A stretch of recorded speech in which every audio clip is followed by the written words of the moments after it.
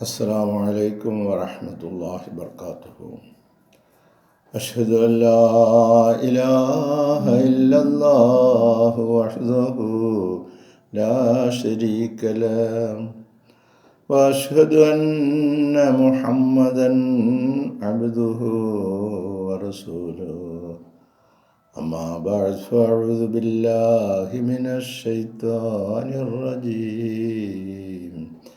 بسم الله الرحمن الرحيم. الحمد لله رب العالمين الرحمن الرحيم مالك يوم الدين. إياك نعبد وإياك نستعين. اهدنا الصراط المستقيم صراط الذين أنعمت عليهم غير المغضوب عليهم ولا الضالين. ആമീൻ. സ്നേഹബഹുമാനമുള്ള സഹോദരങ്ങളെ, നമ്മുടെ പ്രിയങ്കരായ ഇമാം ഹസ്രത്ത് ഖലീഫത്തുള്ള മുനീർ അഹമ്മദ് അസീം അയ്യദഹുല്ലാഹു തആല ബിൻ നസ്രിൽ അസീസ് 2025 ജൂലൈ മാസം 25-ാം തീയതി 1447 ഹിജ്റ വർഷം മുഹറം 28-ാം തീയതി നടത്തിയ ജുമുഅ ഖുത്ബയുടെ പ്രസക്ത ഭാഗങ്ങളാണിന്ന് നിങ്ങളെ കേൾപ്പിക്കുന്നത്. ഹസ്രത്ത് ഖലീഫത്തുള്ള പ്രസ്തുത വെള്ളിയാഴ്ച ദിവസത്തിൽ മുസ്ലിം ലോകം അഭിമുഖീകരിക്കുന്ന ഏറ്റവും വലിയ വെല്ലുവിളി അവരുടെ കാഴ്ചയിൽ ഏക അധികാര കേന്ദ്രം സ്ഥാപിക്കുക എന്നതാണ്. അതായത് ഒരു ഉമ്മത്ത്, ഒരു നേതാവ്. എന്നാൽ ഏതാണ് ആ ഒന്ന്? ഇപ്പോൾ ഒരു സമുദായം, ആ സമുദായത്തിൻ്റെ നേതാവുണ്ടായിരിക്കണം. എന്നാൽ ഏതാണ് ആ ഒന്ന്, ആ യഥാർത്ഥമായ സമുദായം? ഇത് സംബന്ധിച്ചാണ് ഹസ്രത്ത് ഖലീഫത്തുള്ള സംസാരിക്കുന്നത്. പ്രസ്തുത അധികാര കേന്ദ്രം അറിയപ്പെടുന്നത് ഖിലാഫത്ത് എന്നാകുന്നു. ഒരു സമുദായത്തിൻ്റെ ഇസ്ലാമിക വീക്ഷണത്തിൽ ഇസ്ലാമിക സമുദായം അതിൻ്റെ അധികാര കേന്ദ്രം എന്ന് പറയുന്നത് ഖിലാഫത്താകുന്നു. അവിടെ എല്ലാ മുസ്ലിങ്ങളും ഒരു നേതാവിൻ്റെ കീഴിൽ അണിനിരക്കേണ്ടതാണ്. ഒരിക്കൽ പ്രസ്തുത ഖിലാഫത്ത് സ്ഥാപിതമായാൽ അത് ഇസ്ലാമിൻ്റെ സർവശക്തിത്വവും മഹത്വവും പ്രതിനിധാനം ചെയ്യുന്ന അടയാളമായി മാറുന്നതാണ്. അത് മറ്റൊരു രീതിയിൽ പറഞ്ഞാൽ പ്രസ്തുത മുസ്ലിം സാമ്രാജ്യം ദൈവീക മാർഗദർശനത്തിന് അർഹതയുള്ളതായി തീരേണ്ടതാണ്. അപ്രകാരം ഒരു ഖിലാഫത്ത് വ്യവസ്ഥ വന്നാൽ അത് അല്ലാഹു തആലയുടെ നിർദ്ദേശങ്ങൾക്കനുസൃതമായിട്ടായിരിക്കണം അത് ഭൂമുഖത്ത് തുടരേണ്ടതാണ്. ഏക ഖിലാഫത്ത് സ്ഥാപിക്കുക എന്ന ഉദ്ദേശം മഹത്തായ ഒരു കാഴ്ചപ്പാടാണ്. ദൗർഭാഗ്യവശാൽ മുസ്ലിങ്ങൾ അതിന് യോജിക്കുന്നില്ല. ഖിലാഫത്തിന് ആരാണ് അർഹർ എന്നത് സംബന്ധമായിട്ടാണ് അഭിപ്രായ വ്യത്യാസം നിലനിൽക്കുന്നത്. ഇത് സംബന്ധമായി ഇസ്ലാമിൻ്റെ അനേകം വിഭാഗങ്ങൾ നിലനിൽക്കുന്നു. അങ്ങനെ ഇസ്ലാം ആന്തരികമായി ഇതുപോലെ ജീർണമായ അവസ്ഥയിലായി, ബാഹ്യമായും അതുപോലെ തന്നെ ആന്തരികമായും ബാഹ്യമായും അത് ജീർണ അവസ്ഥയിലേക്ക് മാറിയിരിക്കുന്നു. അനേകം മതങ്ങളിൽ നിന്നും വിശ്വാസങ്ങളിൽ നിന്നും ഇസ്ലാമിനെ ഇല്ലായ്മ ചെയ്യാനായി വഞ്ചനാപരമായ പദ്ധതികളും അക്രമപരമായ സമീപനങ്ങളും നടത്തിക്കൊണ്ടിരിക്കുന്നു. അതിലൂടെ അവരുടെ ആശയം ലോകത്ത് മികച്ചു നിൽക്കുവാനുള്ള ശ്രമങ്ങൾ നടത്തിക്കൊണ്ടിരിക്കുന്നു. ഇസ്ലാമിനെ വെല്ലുവിളിക്കാൻ പറ്റിയ തത്വസംഹിതകളും ആശയങ്ങളും ലോകത്ത് വ്യാപകമായി പ്രചരിപ്പിച്ച് അവരുടെ സർവശക്തിയും ഉപയോഗിച്ച് ഇസ്ലാമിനെ തകർത്തെറിയുവാൻ ശ്രമിച്ചു കൊണ്ടിരിക്കുന്നു. മുസ്ലിങ്ങൾക്കിടയിലെ ആന്തരിക അനൈക്യത്തിൻ്റെ ഇടയിൽപ്പെട്ട ഇസ്ലാമിക ശരീരം അധികാരത്തിന് വേണ്ടിയുള്ള മത്സരത്തിൽ പല ഭാഗങ്ങളായി കീറി മുറിക്കപ്പെട്ടു. ഇന്ന് എത്ര വിഭാഗങ്ങളാണ് ഇസ്ലാമിൻ്റെ പേരിൽ മുസ്ലിങ്ങൾ പിരിഞ്ഞ് നിൽക്കുന്നത് നോക്കും. അങ്ങനെ മുസ്ലിം ഐക്യം അപ്രത്യക്ഷമായി. അങ്ങനെ അല്ലാഹു തആല അവൻ്റെ തന്നെ ഖലീഫയെ അയക്കേണ്ടത് അനിവാര്യമാണ് എന്ന് മനസ്സിലാക്കി. മുസ്ലിങ്ങൾ ഏതായാലും യോജിക്കത്തില്ല, അവർ ഒരു ഖലീഫയുടെ കീഴിൽ അണിനിരക്കത്തുമില്ല, അവർ പല ചേരികളായി. അപ്പോൾ ഈ സാഹചര്യത്തിൽ അള്ളാഹുവിൻ്റെ മതമായ ഇസ്ലാമിൽ ഖിലാഫത്ത് വ്യവസ്ഥിതി നിലനിർത്തുന്നതിനായിട്ട് അല്ലാഹു തആല താൻ തന്നെ ഇടപെടുകയാണ്. അങ്ങനെ ഖലീഫയെ അയക്കേണ്ടത് അനിവാര്യമാണ് എന്ന് മനസ്സിലാക്കി അവൻ സ്വയം തന്നെ തെരഞ്ഞെടുത്ത് ദൈവിക വെളിപാടുകൾ നൽകി അനുഗ്രഹിച്ചു. ഇസ്ലാമിക അധ്യാപനങ്ങളെ നവീകരിക്കുന്നതായി ആഗോള സമൂഹത്തിലേക്ക് അയച്ചു. അപ്പോൾ അല്ലാഹു തആല തന്നെ ഒരു ഖലീഫയെ തിരഞ്ഞെടുത്ത് ആഗോള സമൂഹത്തിലേക്ക്, മുസ്ലിങ്ങളിലേക്ക് വിട്ടു. അത് മുഴു ലോകത്തിനും ഇസ്ലാമിക സന്ദേശം എത്തിക്കുന്നതിനും അതിൻ്റെ അധ്യാപനങ്ങൾ ലോകത്ത് നടപ്പിലാക്കുന്നതിനും വേണ്ടി ആണ്. അങ്ങനെ മുസ്ലിങ്ങളിൽ പ്രത്യക്ഷമായ അനൈക്യവും ഇസ്ലാമിനെ തകർത്ത് തരിപ്പണമാക്കാനുള്ള ഗൂഢശ്രമങ്ങളും നടത്തിക്കൊണ്ടിരിക്കുന്ന മറ്റ് ശക്തികളുടെ ഇടപെടൽ മൂലം യോജിക്കാതെ പോയ മുസ്ലിം സമൂഹത്തിനിടയിൽ ഇനിയൊരു യോജിപ്പുണ്ടായി ഒരു ഖലീഫയെ തിരഞ്ഞെടുക്കുക അസാധ്യമാണെന്ന് മനസ്സിലാക്കി അല്ലാഹു തആല അവൻ്റെ തന്നെ ഒരു ഖലീഫയെ അവൻ തന്നെ നേരിട്ട് നിശ്ചയിക്കും. അങ്ങനെ അല്ലാഹു തആല ഈ നൂറ്റാണ്ടിൽ നിയോഗിതനാണ് ഹസ്രത്ത് ഖലീഫത്തുല്ലാ മുനീർ അഹമ്മദ് അസീം. അദ്ദേഹം നൽകുന്ന പ്രഭാഷണമാണ് നിങ്ങൾ കേട്ടുകൊണ്ടിരിക്കുന്നത്. ലോകം മനസ്സിലാക്കേണ്ട വളരെ പ്രധാനപ്പെട്ട ഒരു കാര്യമാണ്, വരുന്ന ഒരു ഖലീഫ ദൈവികമായി തിരഞ്ഞെടുക്കേണ്ടതാണ്. അദ്ദേഹം തഖ്വ, അള്ളാഹുവിനെ ഭയപ്പെടുക തൻ്റെ ഉള്ളിൽ സ്വായത്തമാക്കിയ ആളായിരിക്കണം.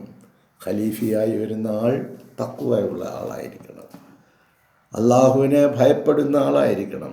ലോകത്ത് സമാധാനം കൊണ്ടുവരുന്നതിന് എല്ലാ കാര്യത്തിനും ഇസ്ലാമിക കൽപ്പനകൾ അടിസ്ഥാനമാക്കേണ്ടതാണ്.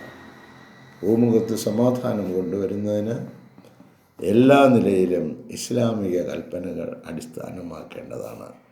എല്ലാം അള്ളാഹുവിൽ ഭരമേൽപ്പിച്ചുകൊണ്ടും ദുആ ചെയ്തുകൊണ്ടും പോരാടേണ്ടതാണ്. അല്ലാഹു തആലയുടെ കൽപ്പനകൾ അനുസരിച്ച് പ്രവർത്തിച്ചുകൊണ്ട് അള്ളാഹുവിൽ ഭരമേൽപ്പിച്ചുകൊണ്ട് എല്ലാ തിന്മകളും ഇല്ലാതാക്കുന്നതിന് വേണ്ടി പ്രയത്നിക്കേണ്ടതാണ്. മുസ്ലിങ്ങൾ ഇപ്പോഴും ചർച്ച തുടർന്നുകൊണ്ടിരിക്കുന്നതിനിടയിലാണ് ആ സ്ഥാനത്തേക്ക് ആരാണ് യഥാർത്ഥത്തിൽ അർഹരായിട്ടുള്ളത് എന്ന വിഷയത്തിൽ അല്ലാഹു തആല അവൻ്റെ പദ്ധതി തയ്യാറാക്കി കഴിഞ്ഞു. അങ്ങനെ അല്ലാഹു തആല അവൻ്റെ പദ്ധതി തയ്യാറാക്കിയാണ് ഖലീഫയെ ലോകത്തേക്ക് വിട്ടിരിക്കുന്നത്. ആന്തരിക വിഭാഗങ്ങളും പുറമേയുള്ള ആക്രമണങ്ങളും ഭീതിതമായിരിക്കെ ഇപ്പോഴും അവൻ്റെ ദീനിനെ ഭീഷണിപ്പെടുത്തിക്കൊണ്ടിരിക്കെ അവൻ്റെ ദീനിനെ, ലോകത്ത് ഇസ്ലാമിനെ നവീകരിക്കാനായി അവൻ്റെ വിനീതദാസനെ മുനീർ അഹമ്മദ് അസീമിനെ നിയോഗിച്ചിരിക്കുന്നു. ലോകം അത് മനസ്സിലാക്കുന്നില്ല. എന്നാൽ ഇതിന് യഥാർത്ഥത്തിൽ ഒരു നേതാവ് അനിവാര്യമാണ്.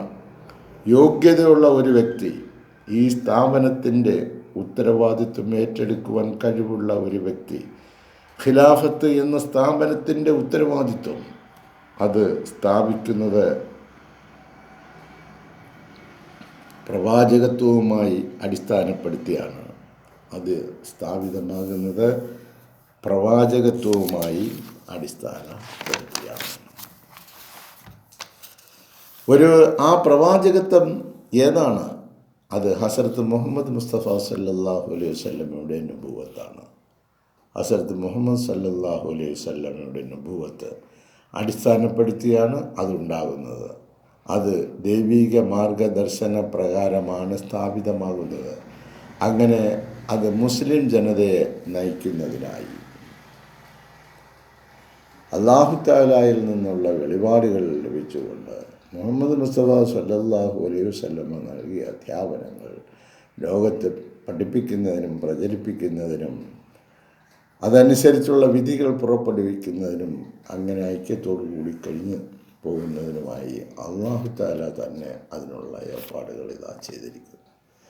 പ്രസ്തുത ലക്ഷ്യം മുൻനിർത്തി നാം മുസ്ലിങ്ങളിലേക്ക് നോക്കുമ്പോൾ, അതായത് ഖിലാഫത്തിൻ്റെ കീഴിൽ മുസ്ലിങ്ങൾ ഐക്യപ്പെടുക, ഒരിടത്ത് ഒത്തുചേരുന്ന കാര്യത്തിൽ അവർ ആശയറ്റവരായിരിക്കുന്നു.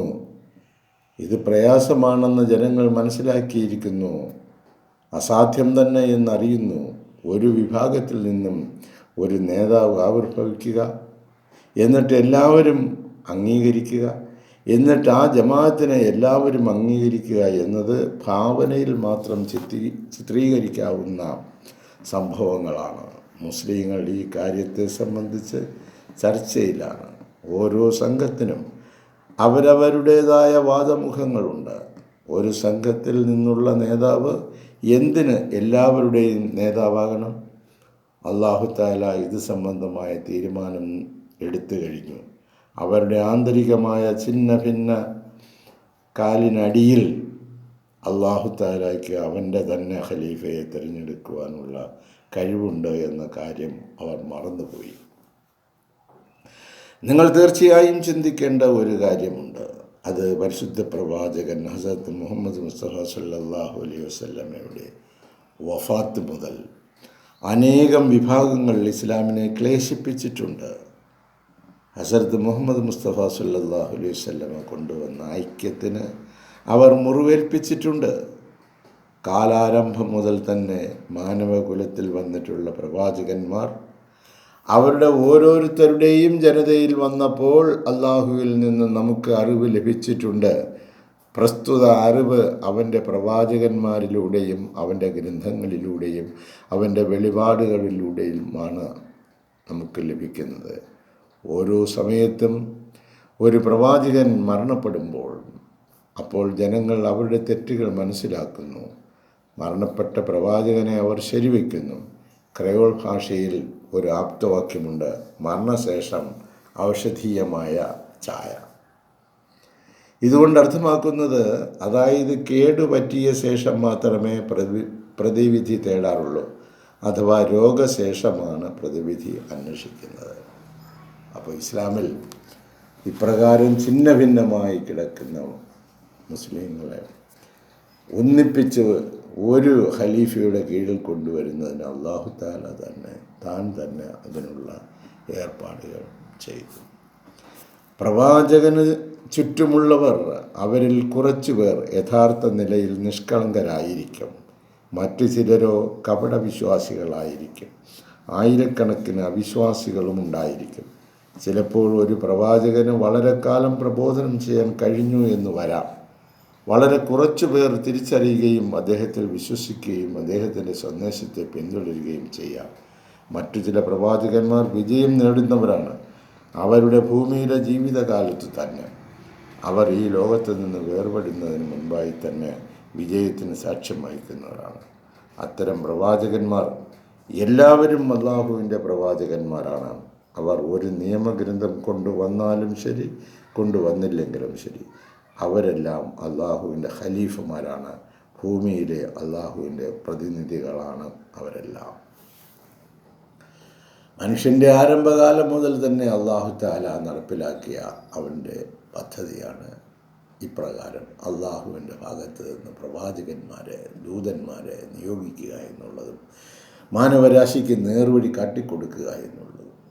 അതുപോലെ മുഹമ്മദ് മുസ്തഫ സല്ലല്ലാഹു അലൈഹി വസല്ലമ അന്തിമ ഗ്രന്ഥവുമായി വന്നു. ലോകത്തിന് വെളിച്ചം നൽകുന്നതിനായി ഓരോ നൂറ്റാണ്ടിലും മുഹമ്മദ് മുസ്തഫ സല്ലല്ലാഹു അലൈഹി വസല്ലമയുടെ പ്രതിനിധികൾ ലോകത്ത് വരികയും വിശുദ്ധ ഖുർആൻ്റെയും ഇസ്ലാമിൻ്റെയും യഥാർത്ഥ അധ്യാപനങ്ങൾ ലോകത്തിന് പകർന്നു നൽകുകയും ചെയ്യും. അപ്രകാരം വരുന്നവരോടൊപ്പം ചേർന്ന് നിന്ന് പ്രവർത്തിക്കുക എന്നുള്ളതാണ് മുസ്ലിങ്ങളുടെ കടമ.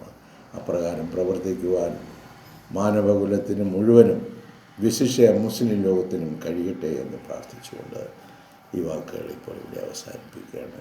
ജസാക്കുമുല്ലാഹ് അഹ്സനൽ ജസാ. അസ്സലാമു അലൈക്കും വറഹ്മത്തുള്ളാഹി വബറകാതുഹു.